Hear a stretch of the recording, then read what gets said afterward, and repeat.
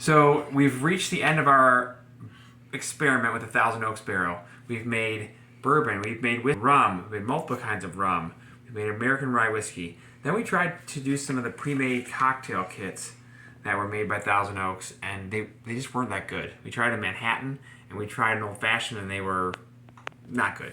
I guess I learned tomorrow lesson.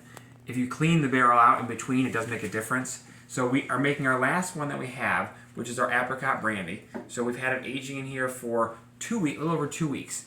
We tried it the first day, put it in, and we tried it the day after, and it was good. So now it's 2 weeks. We're gonna bottle it, and we're gonna try it, and hopefully it's delicious. And then we'll clean the barrel and put it away for a while. So in order to make that super easy to put it into the bottle without getting any wood into it, I took a little tea bag thing and just put it inside of my funnel, and then it actually keeps the wood out of the alcohol as we put it into the bottle. So we're going to uncap it, we're going to fill it. Like I said, the first one, we did try it originally a day after, and it was really pretty good. You add sugar to this one, and that's an interesting different flavor. So it's sweeter. Apricot Brandy is much sweeter. And hopefully we'll get almost a full bottle out of this. We use Sobieski vodka to make this one.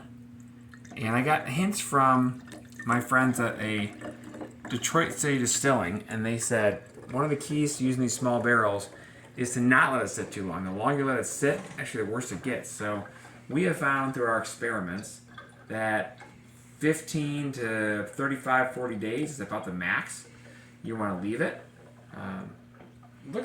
It looks good. The color looks good still. It smells pretty good. So I'm hoping it'll be a delicious flavor. And I'm pretty impressed that we're getting almost an entire bottle back out of this. It really didn't soak in the wood at all. And I did clean it thoroughly after the last cocktail, which was an Old Fashioned, which was very bitter. Whoa, whoa, whoa, whoa.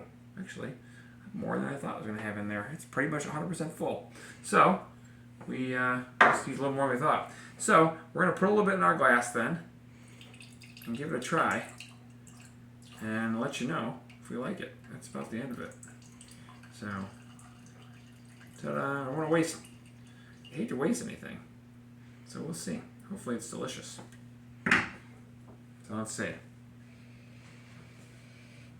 Smells very vodka-y. Let's see if it tastes like apricot.